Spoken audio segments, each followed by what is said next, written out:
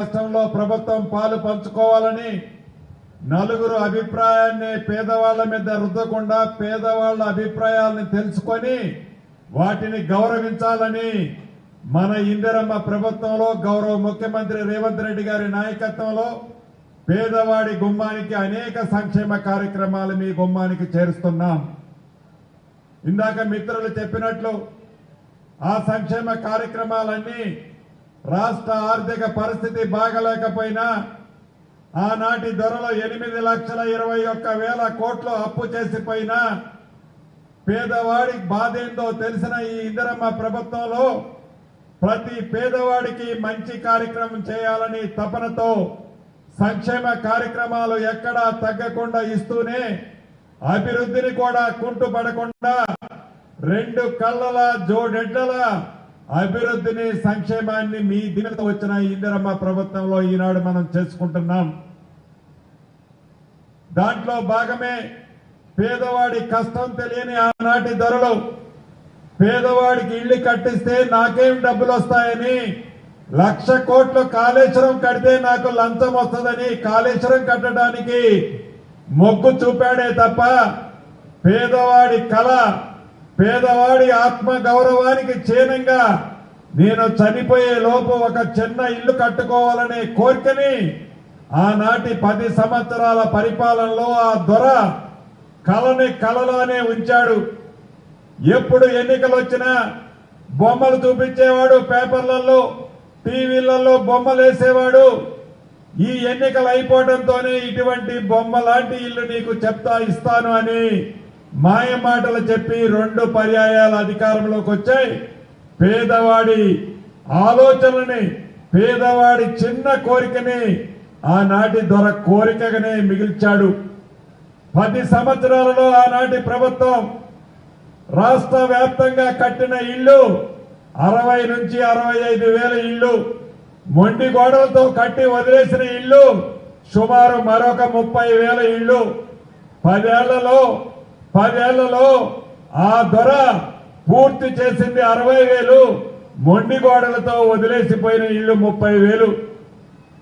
నిజంగా సంవత్సరానికి 2 లక్షల చొప్పున ఇళ్లు ఆనాడు కట్టి ఉంటే ఈనాడు పేదవాళ్లకి గడిచిన 10 సంవత్సరాలలో 20 లక్షల ఇళ్లు కట్టి ఉంటే నా ఆడబిడ్డల ఈనాడు ఈ పరిస్థితి ఉండేది కాదు. ఎన్నికలప్పుడు మన నాయకులు చెప్పారు, మీ దీవెనలతో వచ్చేది ప్రజా ప్రభుత్వం, ఇందిరమ్మ రాజ్యం రావడంతోనే ఇందిరమ్మ రాజ్యం అంటేనే ఇందిరమ్మ ఇళ్లు ఇస్తామని చెప్పాం. రాష్ట్ర వ్యాప్తంగా మొదటి విడత 4.5 లక్షల ఇళ్లు ఇచ్చాం. ఇల్లు ఇచ్చేటప్పుడు నువ్వు 3 రంగుల చొక్కా తొడుక్కున్నావని అడగల. ఇల్లు ఇచ్చేటప్పుడు నా ఇందిరమ్మ పార్టీకి ఓటేసావా అని అడగల. నువ్వు పేదవాళ్ళు అయ్యుంటే చాలు, నీది ఏ కులమైనా పర్వాలేదు, నీది ఏ మతమైనా పర్వాలేదు, చిట్ట చివరికి నువ్వు కాంగ్రెస్ పార్టీ కాకపోయినా పర్వాలేదు, నీకు ఇల్లు ఇచ్చి తీరుతామని మొదటి విడత రాష్ట్ర వ్యాప్తంగా 4.5 లక్షల ఇల్లు ఇచ్చాం. రెండో విడత 2.5 లక్షల ఇల్లు రేపో మాపో మళ్లీ మీ గ్రామాల్లో ఇవ్వబోతున్నాం. 2 సార్లు ఇచ్చి మా దగ్గర డబ్బు లేదు అయిపోయిందని చెప్పాం. 3ఓసారి ఇస్తాం, 4ఓసారి ఇస్తాం. రాష్ట్ర వ్యాప్తంగా ప్రతి ఆడబిడ్డ అర్హులైన వాళ్ళు ఎవరైతే ఉన్నారో కులమో మతమో ప్రాంతం అని అడగకుండా అర్హులైన ప్రతి ఆడబిడ్డకి ఇల్లు మన ప్రభుత్వంలో ఇందిరమ్మ ఇల్లు ఇచ్చి తీరుతాము.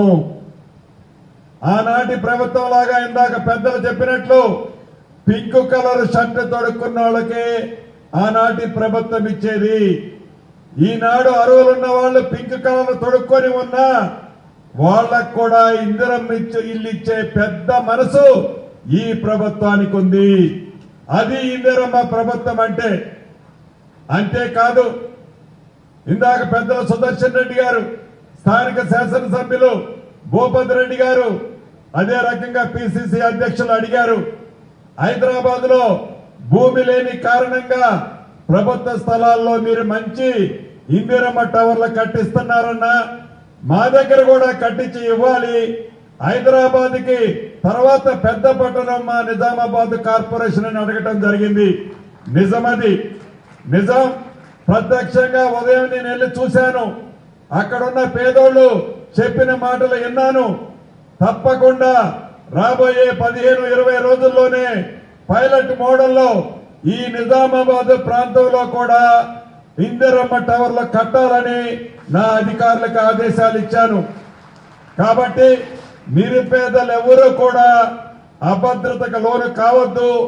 పేదవాడి కష్టం తెలిసిన ప్రభుత్వం మీరెన్నుకున్న ఈ ప్రజా ప్రభుత్వం. అంతేకాదు, ఇప్పుడు ఏవైతే ఆనాటి ప్రభుత్వం మొండి గోడలతో ఏదైతే సగం కట్టి వదిలేసి కట్టిన కాంట్రాక్టులు డబ్బులు ఇవ్వకపోతే మన ప్రభుత్వం వచ్చిన తర్వాత ఇచ్చి యుద్ధ ప్రాతిపదిక మీద ఈ రోజు సుమారు 400 ఇళ్లు కాంగ్రెస్ పార్టీ కార్యకర్తలకు ఇవ్వాల. ఇదే వేదిక లాంటి వేదిక మీద డ్రా తీసి అర్హులైన వాళ్ళకే ఈ ప్రభుత్వంలో ఇల్లు ఇచ్చాం. మా పిసిసి అధ్యక్షులు వారు కారులో వచ్చేటప్పుడు అడుగుతున్నారు, ఆనాటి ప్రభుత్వంలో పింక్ కలర్ తొడుక్కున్న కార్యకర్తలకు ఇల్లు ఇచ్చారని మనోళ్ళు కూడా అడుగుతున్నారన్న. వాళ్ళకి ఏదో రకంగా ఇయ్యాలి కదా అని అధ్యక్షుడిగా తన మాట నా దగ్గర చెప్పారు. అది కూడా నిజమే. కానీ సుదర్శన్ రెడ్డి గారు అన్నారు, మన పార్టీ కంటే కూడా పేదోళ్ళ ముఖ్యం. పేదోళ్ళ ఆత్మ గౌరవాన్ని పార్టీలుగా మనం ఇద్దాము. మన పార్టీ పరంగా ఏ రకంగా వాళ్ళకి సాయం చేయాల్సి వస్తే ఇంకొక రకంగా చేద్దాము తప్ప ఇక్కడ అటువంటిది వద్దు మంత్రి గారు అని పెద్ద ఆయన చెప్పారు. అటు మహేష్ అన్న చెప్పేది నిజమే, ఇటు పెద్ద ఆయన చెప్పేది నిజమే. అయినా కూడా పార్టీ క్యాడర్ని ఎలా కాపాడాలో తప్పకుండా మహేష్ అన్న చెప్పినట్లు దాన్ని ఆలోచిస్తూనే పేదవాడి ఆత్మ గౌరవానికి చిహ్నంగా పారదర్శకంగా అర్హులైన పేదవాళ్ళకి ఇల్లు ఇవ్వటం జరుగుద్ది. నా కాంగ్రెస్ కార్యకర్తలు అర్థం చేసుకుంటారని ఈ వేదిక ద్వారా వారందరినీ శిరస వంచి అభ్యర్థిస్తున్నాను. అంతేకాదు, ఈరోజు ఈ నిజామాబాద్ జిల్లాకు సంబంధించిన అనేక ఎంఆర్ఓ ఆఫీసులు, ఆర్డీఓ ఆఫీసులు, సబ్ రిజిస్ట్రార్ ఆఫీసులు ఎప్పుడో మన తాతలు ముత్తాతల నాడు కట్టిన ఆఫీసులు కూలిపోయే స్థితిలో ఉన్నాయి. కొన్ని చోట్ల కొత్త మండలాలు నేను ఇచ్చాను, కొత్త డివిజన్లు ఇచ్చాను అని ఆనాటి దొర గొప్పలు చెప్పుకున్నాడే తప్ప ఆ కొత్త ఆఫీసులు ప్రకటించిన దగ్గర, మండలాలు ప్రకటించిన దగ్గర ఎక్కడా కూడా ఒక్కటి కూడా ఆఫీసు కట్టలే. సుమారు 13-14 ఆఫీసులు మరికొద్ది సేపట్లో శంకుస్థాపన చేసుకోబోతున్నాం. యుద్ధ ప్రాతిపదిక మీద రాబోయే సంవత్సరం లోపులే ఆ శంకుస్థాపన చేసుకున్న ఆఫీసులన్నింటినీ కూడా పూర్తి చేసుకోబోతున్నాం. అదేవిధంగా ఈ నెల 31వ తారీఖు వరకు నిరుపేదలు ఎవరైతే ఉన్నారో వయోవృద్ధుల కంటే ఏదో వికలాంగులు, అదే రకంగా ఒంటరి మహిళలు, వితంతువులకు కూడా పెన్షన్లు ఇచ్చే విధంగా ప్రభుత్వం నిర్ణయం తీసుకుంది. 31వ తారీఖు లోపు ఎవరైతే అర్హులు ఉన్నారో వారందరూ కూడా అప్లై చేసుకోవాలని కూడా ఈ వేదిక ద్వారా రాష్ట్ర వ్యాప్తంగా ఉన్న అర్హులకి ఈ వేదిక ద్వారా తెలియజేస్తున్నాం. అంతేకాదు, ఇందిరమ్మ ఇళ్లకు సంబంధించి మార్కెట్లో సిమెంట్ రేటు 320-330 రూపాయలు ఉంది. మా ఎండీ గారు, హౌసింగ్ ఎండీ గారు, అదే రకంగా పరిశ్రమల శాఖ మంత్రి శ్రీధర్ బాబు అన్న అందరం కలిసి సిమెంట్ ఇండస్ట్రీని ఒప్పించి 230 రూపాయలకే సిమెంట్ బ్యాగు ఇందిరమ్మ ఇళ్లు కట్టే వాళ్ళకి ఇవ్వాలని నిర్ణయం తీసుకొని వాళ్ళని ఒప్పించాం. ఇప్పటి నుంచి కట్టే ఇందిరమ్మ ఇళ్లకి సిమెంట్ బ్యాగు 230 రూపాయలకే ఇవ్వటం జరుగుద్ది. అంతేకాదు, ఇంకా చాలా నా పేదింటి కుటుంబానికి ఏదైతే ఇందాక మహేష్ అన్న చెప్పినట్లు, సుదర్శన్ అన్న చెప్పినట్లు ఇచ్చిన ప్రతి మాట, ఎన్నికల ముందు చెప్పిన ప్రతి మాట ఇంకా 1-2 పెండింగ్ ఉన్నాయి. రాష్ట్ర ఆర్థిక పరిస్థితి బాగలేని కారణంగా లేట్ అయిన మాట వాస్తవం. ఇది నిజాయితీతో చెప్పే ప్రభుత్వం. గత ప్రభుత్వం లాగా మాయ మాటలు చెప్పే ప్రభుత్వం కాదు. చేయగలిగేదే చెప్పాం, చేసేదే చెప్తాం. భవిష్యత్తులో కూడా ఇంకా 2.5 సంవత్సరాలలో చేయాల్సిన ప్రతి కార్యక్రమాన్ని పేదింటి గుమ్మానికి చేరుస్తామని ఈ నిజామాబాద్ పట్టణంలో ఉన్న ఈ నియోజకవర్గం, ఈ జిల్లాలో ఉన్న భూ సమస్యల మీద కూడా మరికొద్ది సేపట్లో రివ్యూ చేసుకోబోతున్నాం. భవిష్యత్తులో రైతులకు ఇబ్బంది లేని భూమి ఏదైతే వారి సొంత భూమి ఉందో వాటి పూర్తి టైటిల్స్ తో ఈ రాష్ట్ర ప్రభుత్వ పక్షాన వారికి లిటిగేషన్ లేని భూమిని ఇచ్చే విధంగా చర్యలు చేపట్టాం.